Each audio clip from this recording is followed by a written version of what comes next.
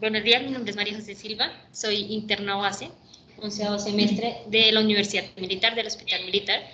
El día de hoy les vengo a hablar sobre farmacocinética y farmacodinamia, algunos conceptos para la aplicación en la terapia antimicrobiana. Entonces,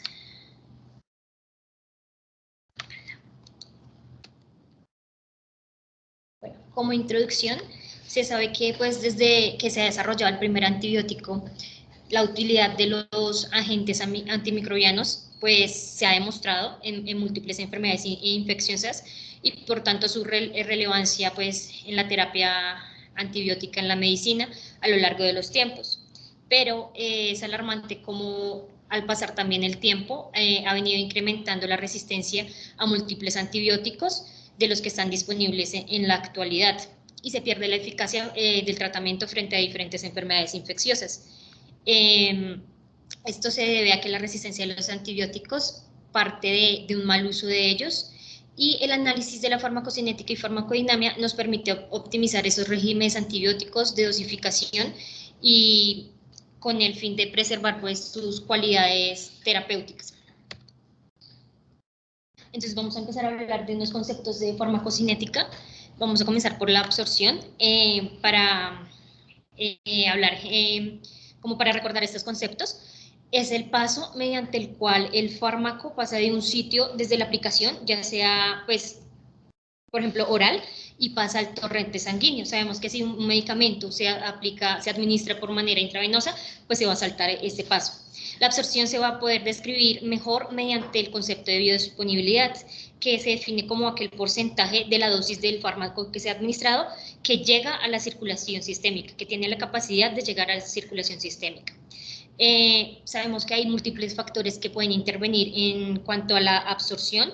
Dentro de ellos son la cantidad del principio activo que se va a poder poner en contacto con la membrana que se va a absorber, las características físico-químicas del medicamento, el tipo de transporte que puede utilizar dicho medicamento, entre otros. Tenemos algunos antimicrobianos con excelente biodisponibilidad luego de que se administran por vía oral. Entre ellos encontramos las fluoroquinolonas, el metronidazol, la tetraciclina, doxiciclina, el linezolid y el trimetoprimsulfato mexazol. También podemos tener en cuenta que, por ejemplo, la biodisponibilidad de la eritromicina y la acitromicina es baja, alrededor de un 40%, debido a que va a disminuir, por ejemplo, en la presencia de alimentos. Entonces, más adelante tengo una tabla, un poquito chiquita, pero son algunos factores que alteran la biodisponibilidad de unos agentes antimicrobianos. Por ejemplo, la amoxicilina, el efecto de la comida sobre la absorción de esta la retrasa. En la ampicilina surfactante se aumenta. Medicamentos que utilizamos constantemente, digamos la cefalexina, no se ve modificada por la administración concomitante con alimentos. Entonces es una tablita, así que yo se las paso y les puedo compartir el artículo, que la podemos tener a la mano para recordar en el momento en que vamos a prescribir un antimicrobiano. Son esas recomendaciones adicionales que le podemos dar a un paciente o a un médico tratante en el momento de la administración de dicho medicamento. Otro concepto clave es la distribución. Este es un proceso mediante el cual el medicamento, en este caso el antimicrobiano del que estamos hablando, se va a difundir desde el espacio del líquido intravascular hacia el líquido extravascular, es decir, hacia los tejidos o hacia el lugar en el cual va a actuar. Se va a comprender mejor mediante el concepto del volumen de distribución, que este concepto nos va a relacionar la cantidad del fármaco en el organismo y su concentración en la sangre. Ahí tenemos la fórmula, sea en litros, de cómo se puede calcular. Entonces, es la cantidad del fármaco sobre la concentración plasmática del mismo medicamento. Si tenemos un volumen de distribución alto, esto nos quiere decir que hay mayor distribución del medicamento en los tejidos. El volumen de distribución también está directamente relacionado con la unión del medicamento a las proteínas plasmáticas.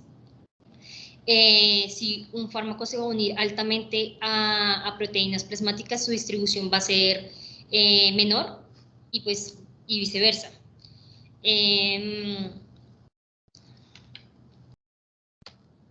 Acá tenemos como la distribución del agua corporal total. Sabemos que el compartimento de fluidos corporales, el más grande, es el intracelular. El compartimento extracelular se va a dividir principalmente en el líquido intersticial, es decir, el espacio que está entre las células, y el plasma. El porcentaje de peso corporal de cada persona hace que varíe la distribución de estos líquidos. Ya sabemos que varía según la edad, el sexo y la adiposidad de la persona, pero digamos que en reglas generales, si tenemos un volumen de distribución que se aproxime a 0.06 litros por kilogramo de peso corporal, vamos a saber que ese va a corresponder al compartimento plasmático, es decir, un medicamento que se va a quedar en el líquido intravascular. Por ejemplo, la acción se va a ejercer solamente ahí.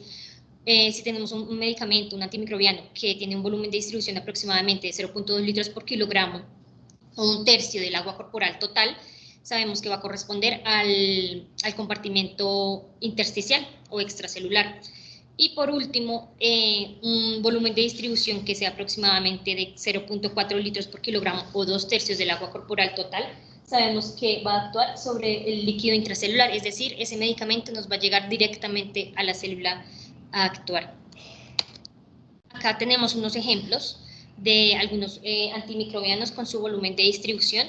Por ejemplo, la daptomicina y la ceftriaxona se van a unir en gran medida a proteínas plasmáticas. Entonces, va a ser, su volumen de distribución va a ser similar al volumen plasmático y no se va a poder difundir fácilmente fuera de los capilares, fuera de la sangre, del volumen sanguíneo. El volumen de distribución de la clindamicina, el metronidazol, el trimestoprim, la eritromicina, la claritro, las tetraciclinas, el linezolid y las fluoroquinolonas va a ser igual o mayor al agua corporal total, es decir, 0.6, o sea, digamos alrededor de un 60%, lo que nos va a sugerir pues que tiene una alta distribución alrededor de todo el cuerpo de estos medicamentos. Otro ejemplo es el de la citromicina, que tiene un volumen de distribución supremamente alto, de 32 litros por kilogramo, es decir, más de 50 veces del agua corporal total, lo que nos va a decir que este medicamento se puede quedar secuestrado en los tejidos y o sea, va a ejercer su efecto principalmente después ahí en los tejidos. Hay algunas alteraciones, por ejemplo, en los pacientes que tienen cirrosis, insuficiencia cardíaca congestiva, las pacientes embarazadas, donde aún existe un aumento del agua corporal total, y los niveles plasmáticos pues, del medicamento pueden ser bajos. Y también podemos tener en cuenta las condiciones como la fiebre o la sepsis, que por sí solas pueden aumentar el volumen de distribución de un medicamento, de un fármaco.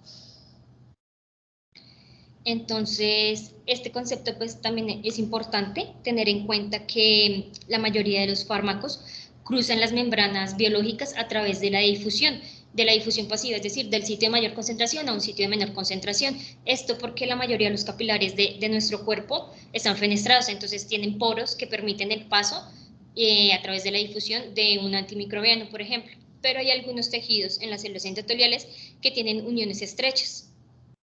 Y estos fármacos deben pasar a través de las células endoteliales, las membranas biológicas, que recordemos que son membranas lipídicas. El antimicrobiano tiene que tener la capacidad de penetrar a través de los capilares, y esta capacidad para penetrar a través de estas uniones estrechas se conoce como la liposolubilidad de un antimicrobiano. Tenemos algunos ejemplos como el metronidazol y la rifampicina, que son liposolubles, es decir, pueden pasar a través de estos lechos que son menos fenestrados, que tienen las uniones estrechas. Otros ejemplos como los betalactámicos, los aminoglucósidos y los glucopéptidos son medicamentos más solubles en agua. Entonces, por ejemplo, existen algunas circunstancias en el que el uso de los por ejemplo, el uso de los betalactámicos para manejar la meningitis bacteriana se ve restringida porque deben atravesar las membranas lipídicas, pero esta desventaja se puede superar o se puede sobrellevar aumentando la dosis de dicho medicamento para que pueda alcanzar una concentración adecuada en el sitio que debe actuar. Otro concepto importante es la eliminación. Los antimicrobianos pueden eliminarse convirtiéndose en metabolitos, esto principalmente en el hígado. Hay fármacos inalterados o sus metabolitos que se pueden eliminar a través de las heces, la orina o a través de los órganos excretores, que es principalmente pues, es el riñón, el hígado e incluso el intestino. Hay medicamentos que se excretan, la excreción renal puede estar dada por 3 procesos: la filtración glomerular, la secreción tubular y la reabsorción tubular pasiva. Un ejemplo son los aminoglucósidos y las tetraciclinas y la vancomicina, que se excretan principalmente por filtración glomerular. Aquellos medicamentos, por ejemplo, como la vancomicina, como hemos visto, se les hace siempre un seguimiento de la función renal, porque se puede ver alterada cuando se utilizan grandes dosis de dicho medicamento por su mecanismo de eliminación. Y esto viene de la mano junto con un concepto que es el aclaramiento, que es la capacidad que tiene el órgano para eliminar un fármaco, un medicamento, un antimicrobiano en este caso, por las principales vías de eliminación son la excreción renal y el metabolismo hepático. Entonces, esto también va acompañado de otros conceptos, como que el volumen de la sangre depura un fármaco por unidad de litro por hora. El aclaramiento total, debemos recordar que es la suma de todos los aclaramientos. Si se puede dar mayormente por vía renal, por ejemplo, pero si se da por vía hepática o por heces, el aclaramiento total va a ser la suma de estos elementos. Y tener en cuenta que el aclaramiento condiciona la frecuencia con la que se debe administrar una dosis de medicamento para alcanzar el estado estacionario de este medicamento.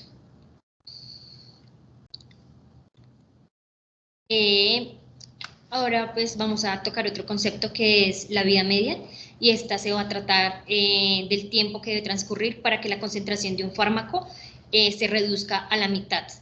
Este es un parámetro que nos va a condicionar, por ejemplo, la duración del efecto o el tiempo necesario para alcanzar el estado estacionario de un medicamento. En cuanto a la duración del efecto, si es mayor la vida media del medicamento, mayor será el tiempo que mantiene la concentración plasmática por encima de la concentración mínima eficaz. Y en cuanto al tiempo necesario para alcanzar el estado estacionario, a mayor vida media, el tiempo para llegar al estado estacionario es mayor, es decir, requiere alrededor de 3 a 5 vidas medias para alcanzar dicho estado estacionario. Esta es una tabla que pensé en mi computador se veía bien. Es una tabla también que nos permite ejemplificar algunos parámetros como el volumen de distribución, la fijación a proteínas y la semivida de eliminación o la vida media de algunos antimicrobianos. También se las puedo compartir, les puedo compartir el artículo igualmente, y nos permite pues ver más o menos cuánto es la vida media de cada uno de los antimicrobianos, de los agentes antimicrobianos. Esta tabla está chévere porque, pues, como les digo, nos muestra el volumen de distribución, la unión a proteínas plasmáticas y la vida media de los principales agentes que podemos estar utilizando día a día. Otra tabla que también nos ejemplifica algo similar, de un artículo diferente, de estos que se supone que son los antimicrobianos que se prescriben más comúnmente. Entonces, por ejemplo, tenemos los beta-lactámicos y nos da la característica de si es hidrosoluble o liposoluble. Entonces, ellos son más hidrofílicos en comparación con otros, tienen una unión a proteínas baja o moderada y un volumen de distribución bajo, pero ahí en la tabla se ven unas excepciones, como son la cefazolina, la ceftriaxona, el ertapenem, otros medicamentos que en realidad tienen una unión a proteínas alta. Por ejemplo, la cefazolina tiene una unión a proteínas de 75-85%. Pues recordemos que la unión a proteínas cobra relevancia cuando es mayor al 80%, o a partir del 80%. Ahora vamos a hablar de algunos conceptos de farmacodinamia. Vamos a empezar por la concentración mínima, inhibitoria mínima, o la MIC. Esta va a ser la concentración a la que un antibiótico va a lograr inhibir el crecimiento bacteriano. Y esta nos va a proporcionar información sobre la susceptibilidad del patógeno a dicho antibiótico. Entonces, pues ahí en la gráfica podemos ver, por ejemplo, que está pues en la parte de abajo, donde se logra la concentración mínima inhibitoria, y nos va a dar también el límite inferior de la ventana terapéutica de dicho antimicrobiano.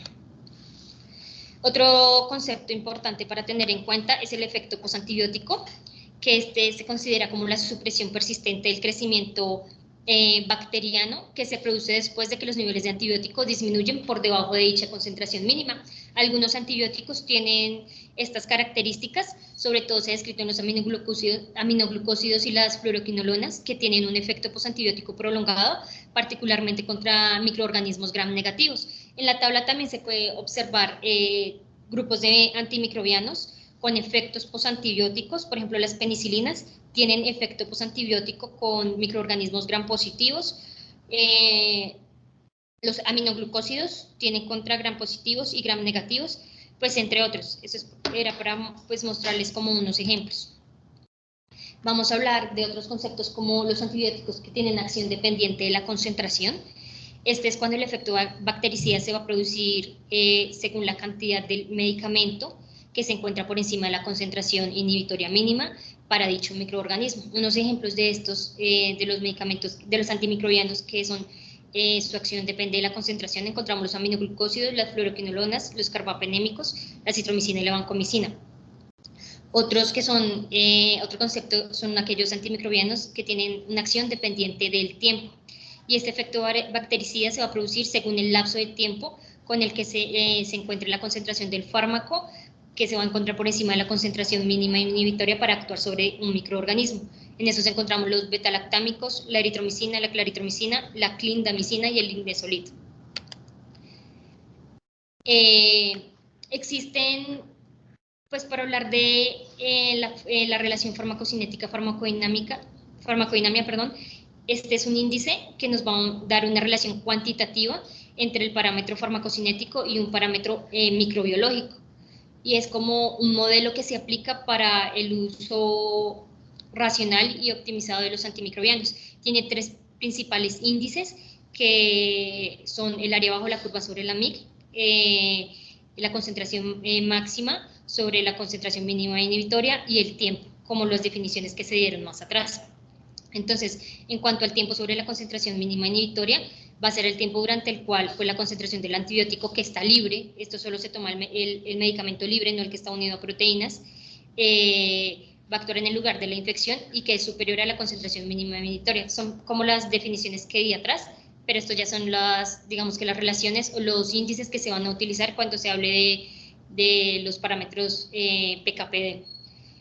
El otro es la concentración máxima sobre la MIC, que es el cociente de concentración del antibiótico libre que se encuentra en el lugar de la infección y la concentración mínima inhibitoria.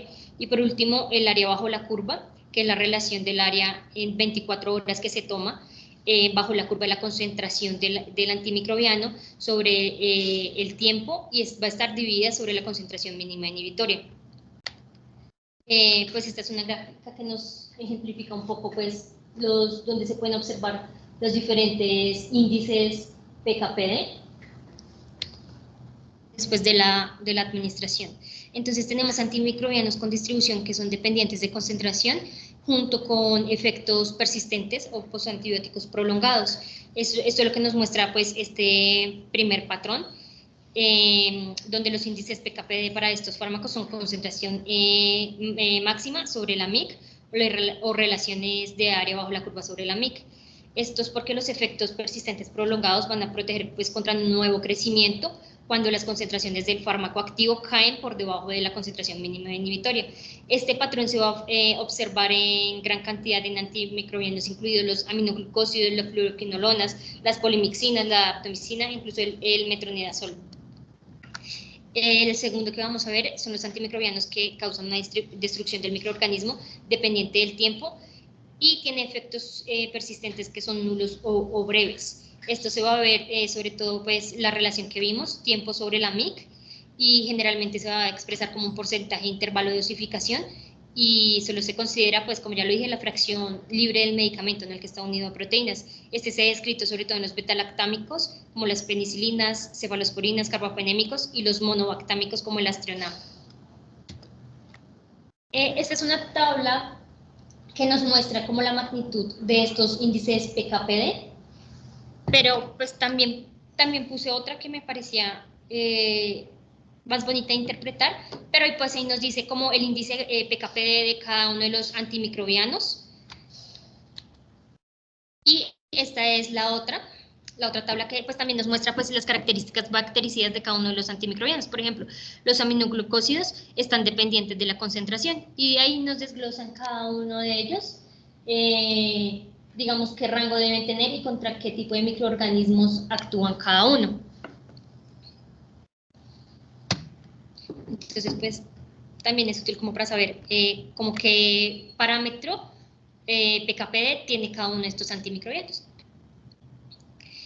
Por último, esta tabla la encontré en un artículo que hablaba sobre paciente clínico, índices PKPD en paciente clínico, crítico, perdón, pero estos son solo farmacocinéticos, como algunos cambios farmacocinéticos que se pueden dar. Por ejemplo, en los aminoglucósidos en un paciente crítico se ve el parámetro alterado que se puede ver es el aumento del volumen de distribución, que esto nos lleva a que se disminuyan las concentraciones séricas del antimicrobiano y por ende se disminuye la efectividad. El aclaramiento del antimicrobiano se va a ver reducido o en caso de falla renal pueden aumentar las concentraciones séricas y producir aún más toxicidad. Y también da el ejemplo con los betalactámicos y la vancomicina, pues me pareció pues interesante ponerla en ese momento. Y por último ya está la bibliografía que utilicé.